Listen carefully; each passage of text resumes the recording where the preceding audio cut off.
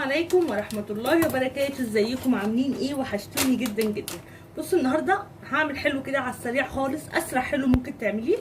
كيس بسبوسه جاهز، في السكر بتاعه وجوز الهند، حاطه الشربات طبعا على النار، كوبايه ونص سكر على كوبايه ونص ميه، تمام. وطبعا وحاطه السمنه بتسيح في الميكرويف، وكيس البسبوسه وزبادي او لبن عادي جدا. اسمه 5 minutes، تمام. هنعملوه في ثواني، مش هياخد مننا اي وقت. انا عايزه اعمل حاجه حلوه وفي نفس الوقت مكسله، قاعده كده ايه مكسله، قلت هعمل ده مش هياخد معايا اي وقت خالص. ادي كيس البسبوسه، على فكره الطريقه مكتوبه على الكيس، تمام. ادي كده ايه كيس البسبوسه بتاعي. هطلع السمنه، بصوا يعني سيحتها شويه، مش اللي انا قدحتها، يعني سيحها في الميكرويف حبه، وهبتدي ايه انزل بيها على البسبوسه بتاعتي. صدقوني اسهل حلو ممكن تعمليه.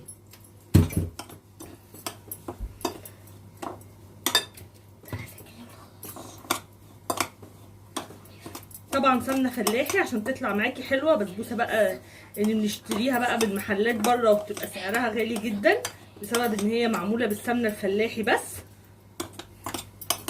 احنا هنعملها هنا باقل التكاليف. بس بقى اللي قبل ما تحطي الزبادي او اللبن تبسي كويس قوي. طبعا لو هتعمليها بقى بتاعه العطار بتكون مختلفه، بتجيبي السمنه تحطيها على النار وتحطي عليها السكر، تمام. لازم يتحط عليها سكر ومعلقه عسل نحل، وكنا بنحط ايه تاني، وجوز الهند واللبن.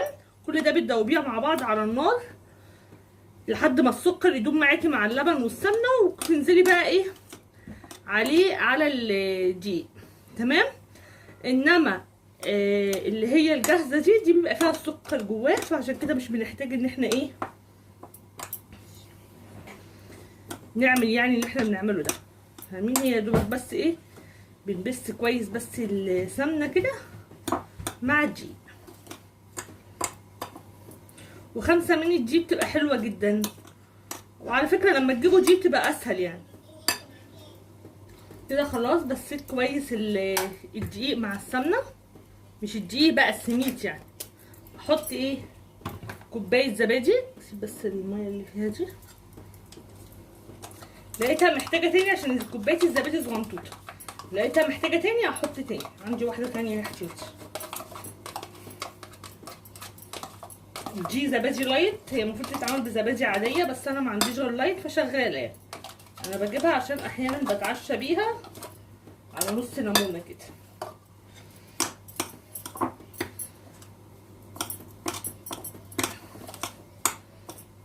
برضو ايه الخليط كده مع بعض.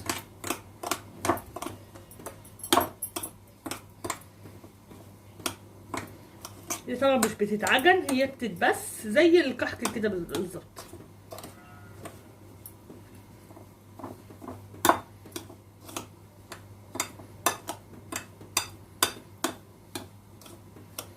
هشوفها بقى لو محتاجه هعملها انا بقى مع نفسي كده. افضل ايه ادخل، يعني لازم تدخلي السمنه والزبادي وكله كده يبقى ايه مع بعض.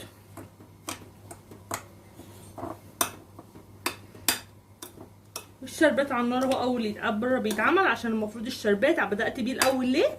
عشان الشربات يبقى بارد والبسبوسه تطلع من الفرن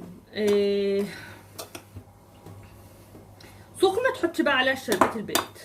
فكره مش هنحتاج زبادي تاني، حلوه كده قوي، مش هحتاج زبادي تاني.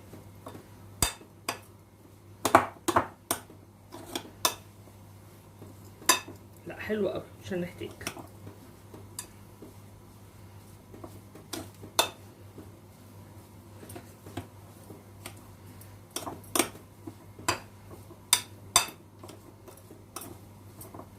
هجيب بقى صينيه عشان نحط فيها الخليط ده. بس بقى صينيه مدهونه سمنه، وهنزل بقى ايه بالخليط كده.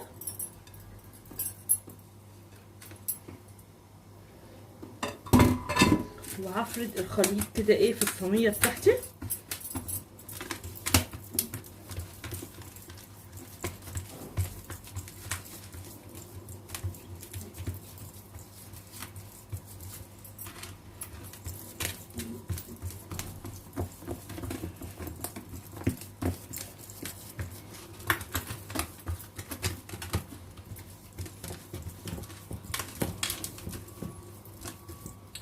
هفردها بقى كويس واسويها وارجع لكم تاني.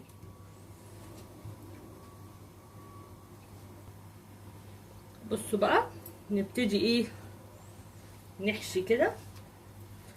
نحشي ايه نزوق باقي مكسرات عندك، سوداني، لوز، بندق. ده بندق نحطه كده، نحطه كده احلى الشيك، عشان برضو ما اطولش عليكم. هعملها وارجع لكم تاني. بس كده اهي، شايفين المنظر؟ فظيعه فظيعه فظيعه. اسهل حلو ممكن تعمليه. تجيبي لك كيس بسبوسه كده من عند السوبر ماركت، معلقتين سمنه، علبه زبادي، عملتي حاجه حلوه. ولا كيكه بقى، ولا مضرب في الخلاط، ولا الفرح ده كله. والله اسهل حاجه ممكن تعمليها، وبتكون طبعا طعمها حلو جدا. انا بعشقها اساسا يعني. حبه بقى مكسرات، ما عندكش مكسرات عادي، ما احنا بنشتريها نشتريها من بره من غير اي مكسرات يعني، مش هتقف عليها حتى لو ما عندكيش سوداني. بس انا عندي مكسرات بقى فاضله من رمضان وقلت احط. بس كده هدخلها بقى الفرن وهدوريها لكم بعد ما تطلع ان شاء الله. وبكده خلاص خلصت بقى البسبوسه بتاعتنا، وهننزل عليها بقى ايه بالشربات كده.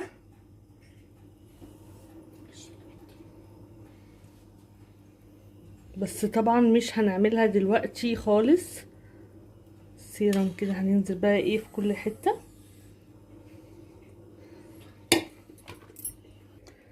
بصوا بقى بعد ما حطينا الشربات كده خطيره. بس طبعا مش هقطعها دلوقتي عشان ما تتفرفتش مننا، تمام؟ لازم تهدى خالص. بس انا حبيت احط السيرم وهو سخن. شايفين جمالها؟ والله العظيم حلوه قوي، شبه اللي بنشتريها من بره. واكيد طبعا بالسمنه الفلاحي، فهيبقى طعمها فظيع وباظ الرجيم اللي بقالي اسبوعين ماشيه عليه. بس كده. بس انا هاكل اولا مش محليه الشربات قوي دي اولا، ثانيا مش مكتره برضو الشربات، مع ان هي كل ما بتحطيها بتشرب شربات. بس ايه عشان الرجيم، عشان انا بحب قوي البسبوسه عشان اكل منها.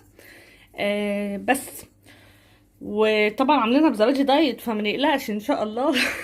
طبعا الكلام ده ما فيهوش اي كلام من الصحه خالص خالص خالص، لان طبعا هي بسبوسه شربات وسمنه ودقيق سميد، حاجات ملهاش علاقه خالص خالص بالرجيم. بس انا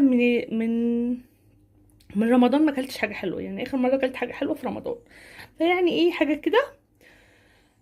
ويوم هيعدي يعني، ماشي، يوم فري، تمام. بس يا رب ما كنتش طولت عليكم. جربوا البسبوسه بالطريقه دي. عايزين تجيبوا اللي هو الكيس الجاهز، تمام. عايزين في رمضان كنت عاملاها بالكيس اللي هو جايباه من العطار عادي، جايبه نص كيلو من عند العطار عادي. انما ده حبيت ايه، لقيته اسهل يعني وكده، ومش محتاج في ثواني ممكن نعمله. والله العظيم هي بتتكلم عنها نفسها بجد، منظرها حلو جدا جدا، واكيد هيبقى طعمها حلو عشان انا بعمل البسبوسه حلوه على فكره، بيكون طعمها لذيذ يعني. ما رضيتش كانت ممكن تتحمر عن كده، بس انا حبيتها ايه لونها هيبقى فاتح كده شويه. بس كده متنسوش بقى تحطوا لايك وتعملوا شير وتعملوا سبسكرايب، وتسيبوا لي كومنت حلو كده زيكم.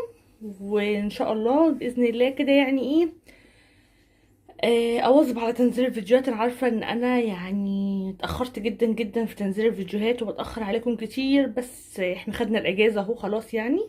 كريم فاضل له ماده واحده بيخلصها، خلاص كده هنبقى خلصنا، وهبقى فاضيه بقى اصور. نرجع بقى للروتينات بقى، والعيد الكبير خلاص الشهر الجاي، فهنبتدي بقى نغسل. عشان انا على فكره ما غسلت السجاد ولا عملت اي حاجه على العيد الصغير، فهنعمل بقى على العيد الكبير عشان هفرش السجاد الصيفي بقى وكده. استنوا مني فيديوهات جامده ان شاء الله الفتره اللي جايه. بس اهم حاجه دعموني، وما تنسوش دايما تحطوا لي لايك، لان اللايك هو اللي بيرفع الفيديو. لكيت معاكم كتير وطولت معاكم، انا اسفه.